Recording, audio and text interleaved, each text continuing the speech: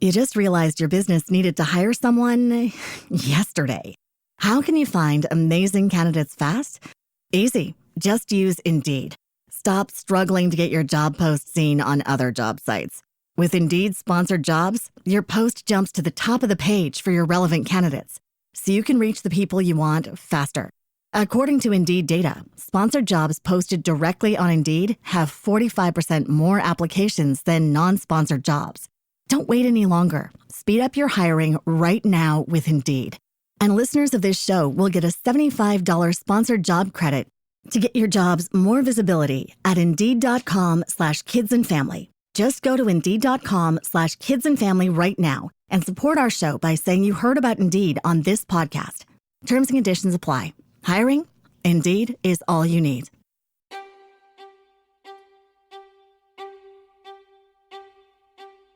Are you fed up with the corporate bullshit holding you back?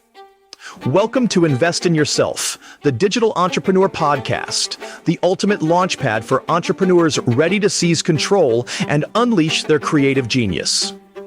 Hosted by Phil Better, the Podcast Mogul. Each week he's breaking the chains of conventional work with bold strategies, raw insights, and inspiring success stories from the digital entrepreneurs who took the risk and invested in themselves. This is your call to arms. Invest in yourself, break free from someone else's rules, and build the empire you deserve. Now let's dive headfirst into today's explosive episode. Welcome to another exciting episode of Invest in Yourself, the Digital Entrepreneur Podcast. I am your host, Phil Better, the Podcast Mogul, and today we have a guest who's revolutionizing the way businesses operate by transforming them into what he calls million-dollar machines. As the founder of MDM, he has built a powerful platform designed to multiply revenue and maximize freedom for entrepreneurs and business owners.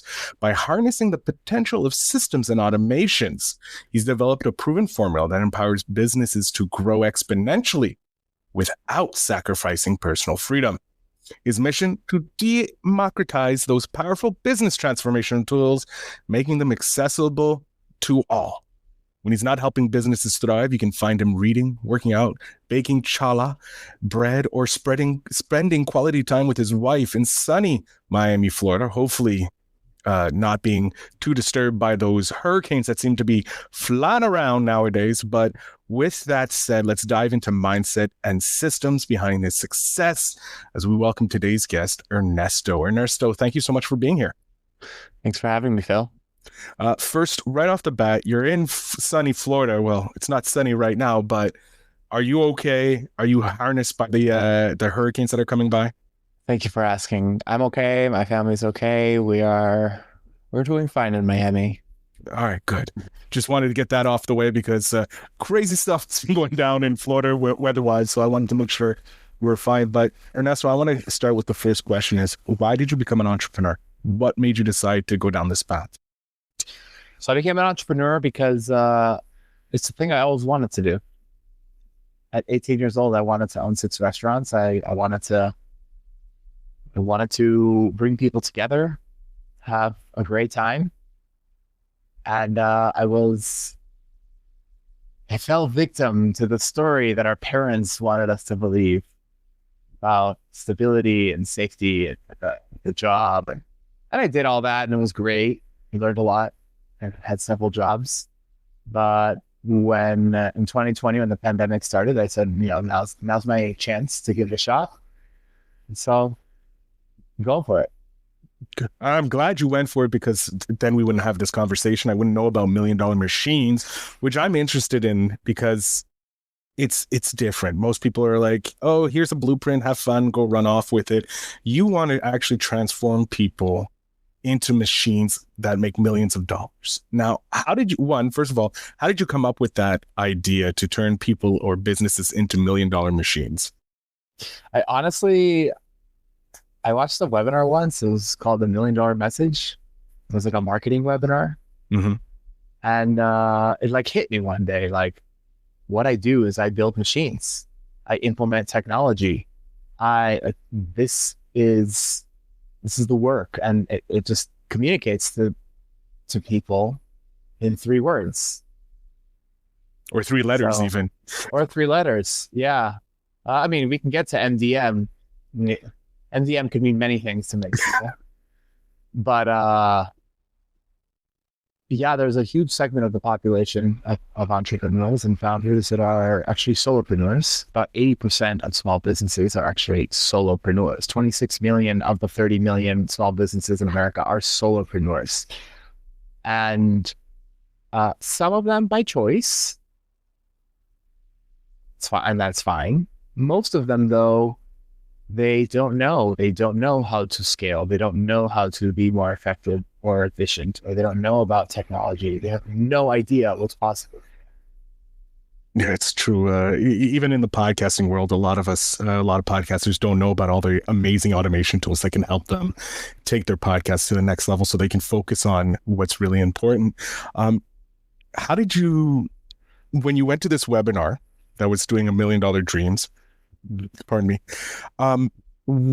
while you were sitting there, what aspects of your past jobs kind of helped birth the $1 million dream, the $1 million machine that you were creating? Like, were you always working in automations and tools, web-based tools, or is it completely new?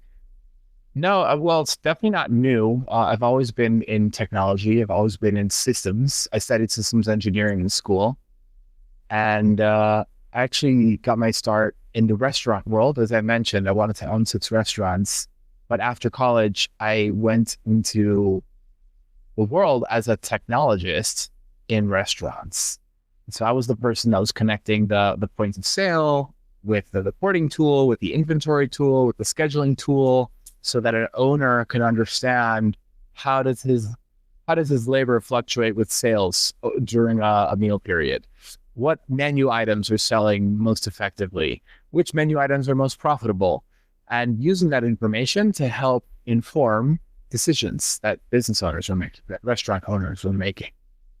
And after about 8 years of working in different restaurants and cafes and tech startups for restaurants and family businesses, I said, every small business is just like a restaurant. We are providing a product or a service, hopefully at a level that is 5 stars, that is commanding resells, referrals, and reviews.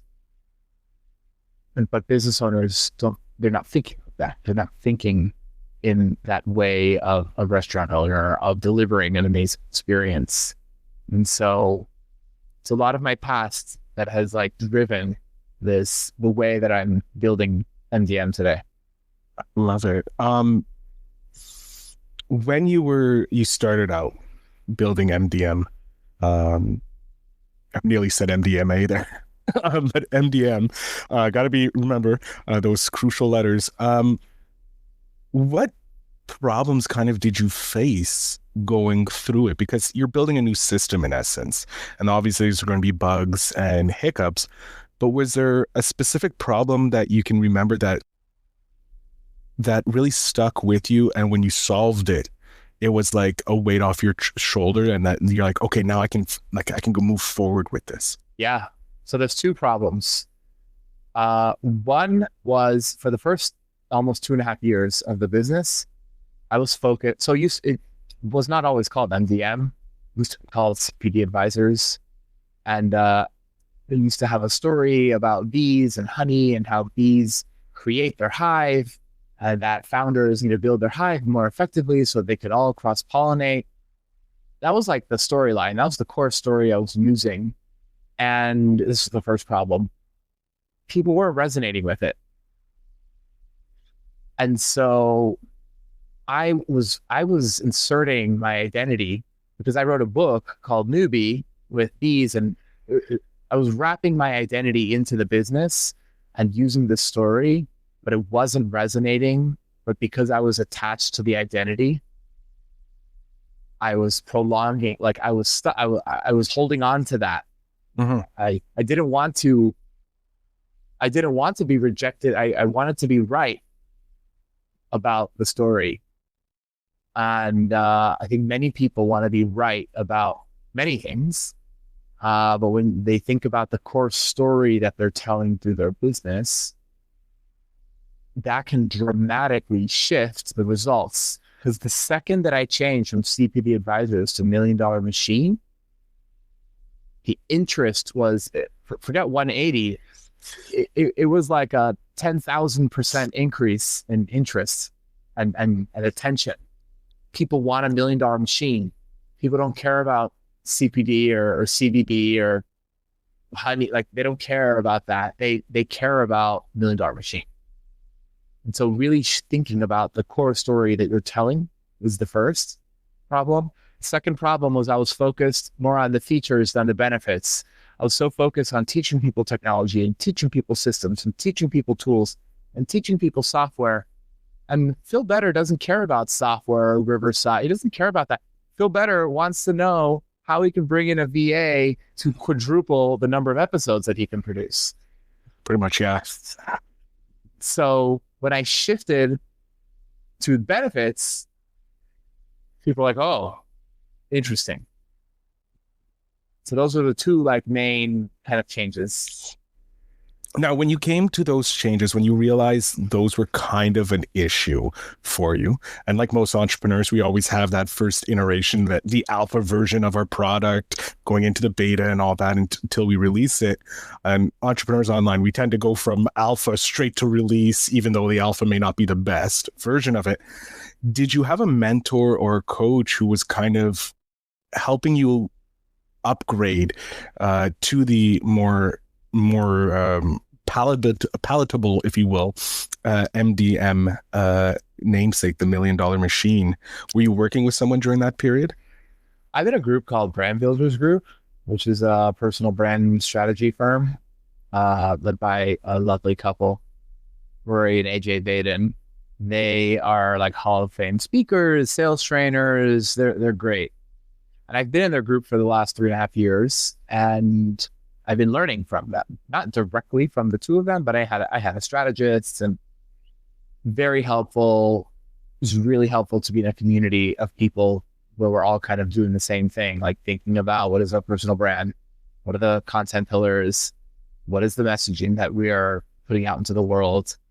But it wasn't their responsibility to tell me whether or not CPD was a good or a bad name. They were like, go out there and test. But I would say that in those 3.5 years, it was like instrumental in having someone, being a part of a group, very helpful. It's very interesting. I look at your story, and what you're doing is you're seeing the forest overview, the 300-foot view, if you will, of this forest that most of the owners are against because they don't know what issue or how to create these $1 Million Machines. And at the same time, you're stuck in a forest looking at a tree, trying to figure out how to get out. And this brand, this group you were a part of, they were all the eagles flying above going, no, try this, try that, and giving you the referral to bring you out of the if you will, the trees, the thicket, and so that you could see over the sky. I tell my clients all the time, I'm a systems consultant, and I'm really good at them, but I'm also a human building my own business. So, we all have as good as we are in our craft, we also need help. Yes, no, I love that you're showing not only the audience, but also your own clients that, hey, I'm building this business as well, getting better. I want to help you become better because I know this system works. I want to go over, because we are having a great time here, Ernesto, but I want to know, what do you see in the future for yourself? Like, if I snap my fingers, we're 10 years in the future. Where is Ernesto? Where is MDM, $1 Million Machine? Probably be easier to say now. Where's $1 Million Machine? What are you doing? Are you still with it? Are you on to the next venture? What are you doing in 10 years? This is going to be my lifetime business. In 10 years from now, I see it being a $10 million company. I've set a 7-year goal for that result, actually. But I see myself speaking and training people around the world in how to use technology to scale their businesses, mentoring kind of a certification program for other people to help small businesses implement the teachings that we offer. And I see a team of 30 people at MDM. Love that you have a solid view in 7 years to have this done and be crushing it and staying with your $1 million machine dream to help the smaller businesses, because as we all know, they are the actual backbone of the society that we live in, our economic society. With everything you do, you're emphasizing to maximize freedom for entrepreneurs and for business owners. And how can they effectively balance growth with creating more freedom in their personal lives? Like kind of like an anticipate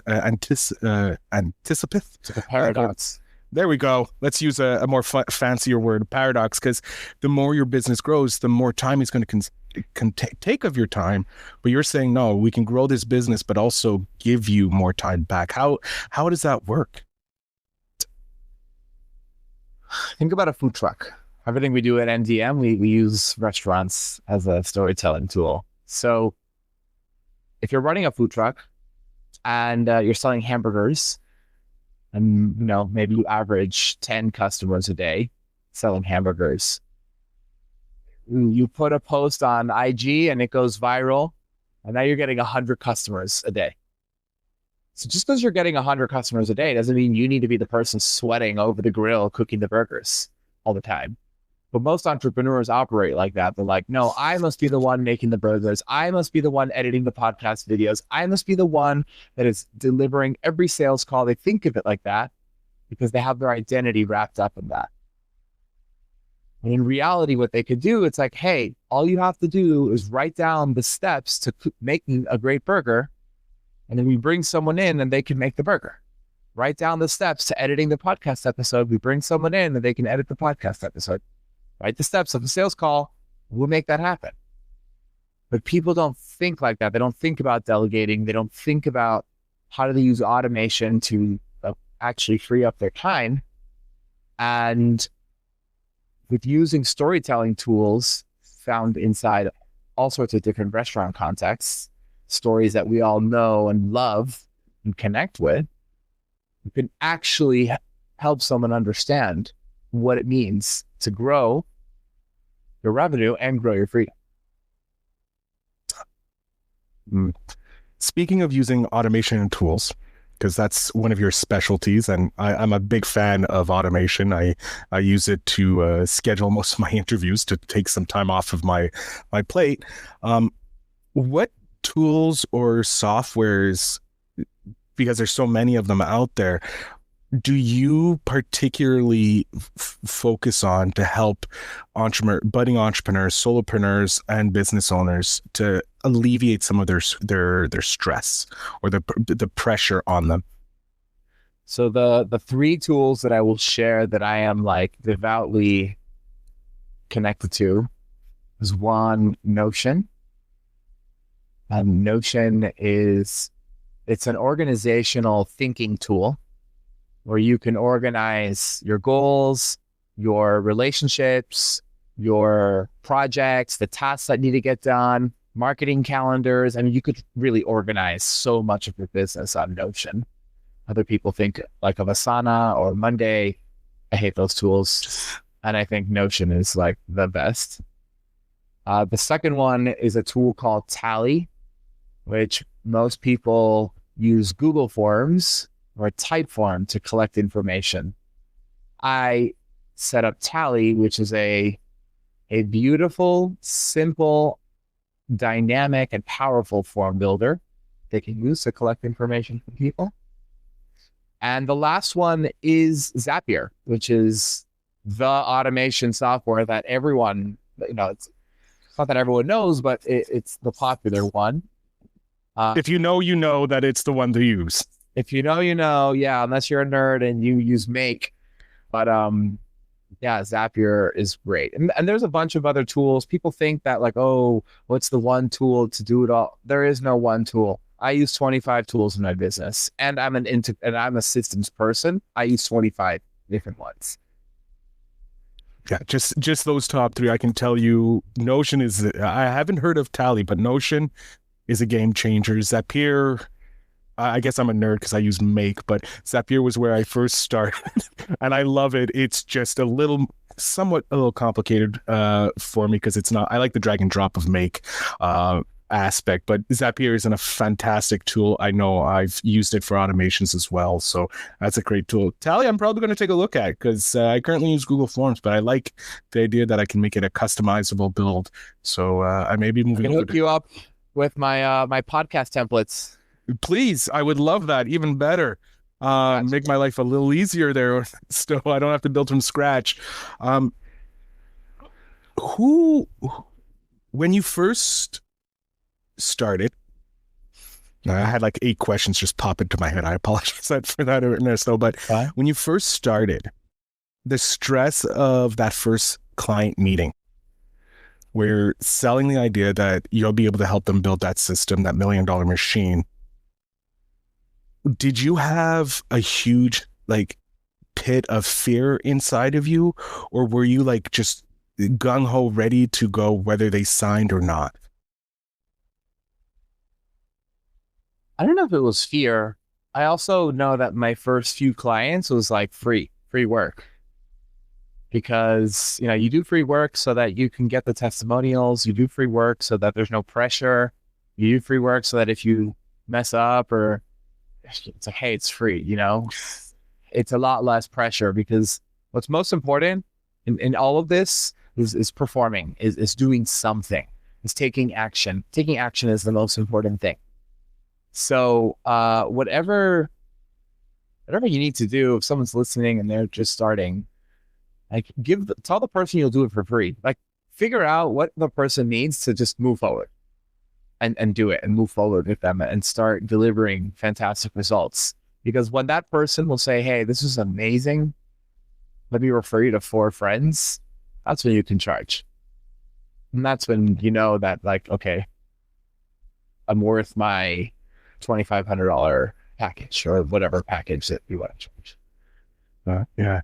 And it's also getting to a mind shift, because you have to do a mindset shift into it, because a lot of people may not value what their work, because they're like, oh, it takes me 10 minutes to do this. Why would I charge? And it's obviously we're paying for the knowledge and the implementation. What kind of mind shifts and mindset does a person need to accept automation into their business? And I understand you probably have some late nights. So, but yeah, what is the mind shift or the shift in their thinking to accept automation when they're a hardcore business owner thinking they have to do it all themselves? Real simple. Your first year of working, maybe you had 10 clients. Let's use simple numbers. People keep saying they want to grow their business. Let's say in that first year, they worked 1,000 hours on client work. Year 2, let's say we have the delusional visionary idea. Oh, I want to triple my client count. I want to get 30 clients. So if it took you 1,000 hours to serve 10 clients, is it going to take you 3,000 hours to serve 30 clients? That's what the math shows. And we don't have 3,000 hours in the year. There's only 2,000 hours in the year. So like, you must think about how can you work smarter, because there just isn't the time. Like, you're going to run out of time. I love that. Getting that shift in perspective. Like you said, there's only about 2,000 hours in a year. And 3,000 hours would be very hard to get it done. With you talking with clients, like most of them, they want to build this $1 million machine. What is one of the core issues you see people have when wanting to implement your system or implement the MDM system? The absolute core issue is that they have 5 different offers and they're curious and wondering why none of them are working. It's because they're delivering all of them very poorly instead of using one offer. To build $1 million machine, to make $1 million, you need one offer that generates $10,000 sold to 100 people. Simple, basic math. Simple, basic math. And because they have 5 different offers, it's like, oh, but there's 5 columns and 5 different combinations of, oh, but one product's 10, one product's 100, a product's 1,000, the product's 10,000, and then it's the $100,000 product. And the client's going to go like, it's like, no, it's not. You have one product. You are a McDonald's and you got to sell 100 hamburgers, 100 $10,000 hamburgers that are barely changing from burger to burger. Yeah, no, just having someone put it so simple and using restaurant terms on restaurant. I'm pretty sure you're going to open a restaurant to 6 restaurants because I can just feel your passion for it through the metaphors that you're using and the stories that you're using. And I'm definitely going to be one of your first customers because I'm going to try. I want to see what the system is like for Ernesto made restaurant that makes burgers probably. But who, if you had to, and you probably already done this, but who is your ideal client? Like who is that person that if they walk through the door, you're like, that's the person that I want to work with? The ideal client is someone who has been in business for 2 to 5 years. They have a team of 1 to 5 people, probably contractors, specifically revenue, 200K to 600K. And they're burning out. They're in those years. If they keep working how they're working, which is probably unintelligently, they're gonna burn out. And so it really is like those 3 criteria. And the last criteria I would say is someone who is listening, a digital entrepreneur. Digital entrepreneur, years 2 to 5, 1 to 5 people, and between 200 and 600K in revenue. I love it. Very simple, very clear. You know who you're wanting to work with. Now I want to know is what you do to invest in yourself, and if you have any suggestions for the audience in investing in themselves to become a better version of themselves. Well, I definitely invest in community. I mentioned the group that I'm a part of, Brand Builders Group. It's not a free activity, but it is definitely worthwhile. I'm learning, I'm connecting. You're investing in lead gen, you're investing in partnerships. I also, I barter services with many different coaches, different people that I work with on different aspects of mindset that help me just move the ball forward across different areas, marketing, even I have a spirituality coach that helps me like tap into the emotions. And I invest in networking. I invest in meeting people, attending events, because you never know who can introduce you to. Very true. Networking is probably one of the biggest benefits of business. And one of the benefits of having a podcast is being able to network with people like yourself, Ernesto, and learn so many interesting different ways of doing businesses and getting the mindset and tips and learning about tools like Tally that can help you take your business to the next level and save some time and make beautiful questionnaires. We are coming up to the end, so I'm going to hit you with one I forgot a second to last question. I had this great word for it. I can't remember it. Where would you, because the audience is probably already like, they're sold on automations. Where would you suggest that they start looking at automations? Is there a YouTube channel, a book, or podcast, or what? I tell them not to look at automations, honestly.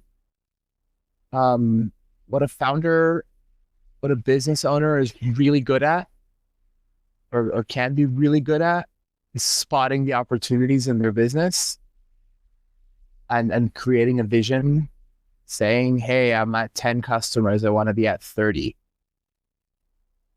and share that vision with people like me or other people. Like, find people and tell them your vision.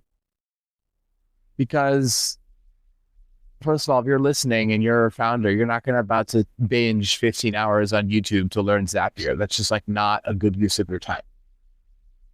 But I would say, hey, like hit up Ernesto or ask Phil for other automation consultants that you've interviewed and speak to them. And we're going to tell you in 17 seconds the 4 things you need to do. So don't go on YouTube on a rabbit hole and just not getting anything done. Just go find the person who's an expert, ask them what to do, get the 4 bullets. They're going to ask you if you want them to help, do a pilot project, and then build the rest. And then you go find the 30 clients and keep building your business. But don't, we're so obsessed with learning this new like digital world of, oh, I'm going to take this next course. And you don't need to do that. So don't find a YouTube channel and find an expert and speak to them. So your advice is find the expert in the automation world and talk with them because they're better. It's a better suit of your time. If you're still listening to the episode, my advice is hit me up. I will tell you the 5 things you need to do. I will ask you if you want me to do them, and then we will work together. But it's not even about me. Like, find someone in your network that can help you solve that problem fast. I love it. And solve the problem and move on. All right. We're going to hit the last question here, and then we're going to allow you to let the audience know, not allow you to get you to tell the audience where they can find you so that they can get those 5 points. But before we do that, what is the advice you would love to give to your 10-year-old self so that you could be better suited for the world that is coming? I tell my 10-year-old self to keep experimenting and keep being creative with how you do things. And it's okay to fail.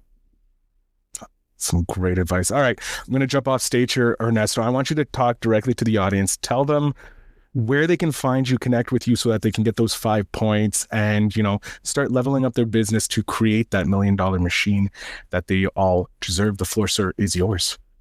Oh, wow. Hello, everyone. If you're still here, I invite you to go to score.yourndm.co.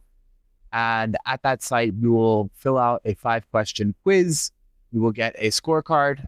And if you're interested, we could set up time to speak. I like to make sure that everyone has a plan to reach their future vision of your business. That is score.yourndm.co. See you soon. I love it.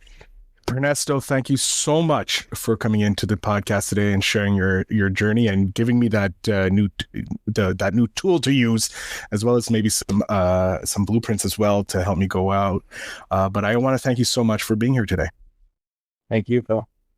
To my audience, make sure you check out the show notes down below so that you can connect to Ernesto and get that free scorecard. The show notes will have it all there. And again, I thank you so much for listening. And remember to always invest in yourself. Thanks for joining us on Invest in Yourself, the Digital Entrepreneur Podcast. The Podcast Mogul reminds you that your journey to freedom and success starts with one powerful move: investing in yourself. If today's episode sparked your fire, hit that follow button on Spotify and drop us a comment. Share your wins, your challenges, and what drives you to break free from the corporate grind. Remember, you're your best investment. Always invest in yourself because your potential is limitless. Until next time, keep hustling and take control of your destiny.